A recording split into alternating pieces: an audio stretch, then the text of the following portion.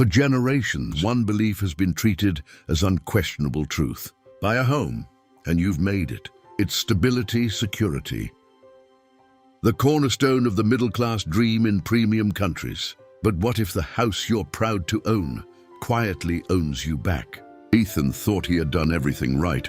39, married, 2 kids at good income. He bought a beautiful suburban home with a white fence, a 3-car garage, and a backyard big enough for summer barbecues. His parents called it a real investment. The bank called it a 30-year commitment. At first, the monthly payment felt manageable, predictable, responsible. Unlike rent, this was building equity. Then reality layered in. Property taxes increased. Insurance premiums adjusted.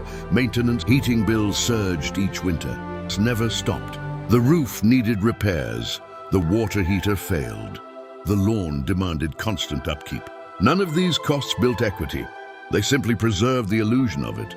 Economists sometimes refer to this as phantom wealth. Value that exists on paper but doesn't improve your day-to-day financial flexibility. Ethan couldn't easily move for a better job without selling. He couldn't downsize without transaction costs. He couldn't access most of his home's value without taking on new debt. His wealth was locked inside walls. Now imagine another scenario. Maya, same age, chose a smaller place in a less prestigious area. Lower mortgage got lower taxes. Lower maintenance burden. She invested the difference aggressively over a decade. On the outside, Ethan looked more successful. Bigger house, better neighborhood. Stronger social signal. On paper, Maya's net worth quietly surpassed his. Here's the contrarian reality rarely discussed.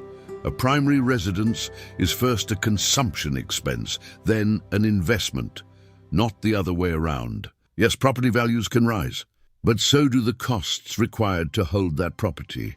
And depreciation only becomes usable if you sell, refinance, or borrow against it. Meanwhile, housing markets don't move in straight lines. In some periods, prices stagnate for years, while ownership costs continue climbing. Another hidden factor is opportunity cost, the growth your money could have achieved elsewhere. The down payment, closing costs, renovations, furnishings, all capital that stops compounding once it's tied up in a single illiquid asset. None of this means home ownership is bad. It means it isn't automatically wealth. True wealth increases freedom and flexibility.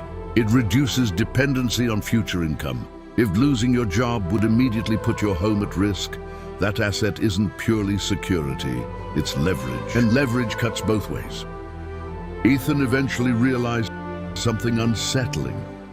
His house had improved his lifestyle, but reduced his financial maneuverability. Maya, with less visible status, had more choices. Because in the end, wealth isn't defined by what you own. It's defined by what owning it allows you to do or prevents you from doing. Sometimes the most expensive home is the one that costs you your options.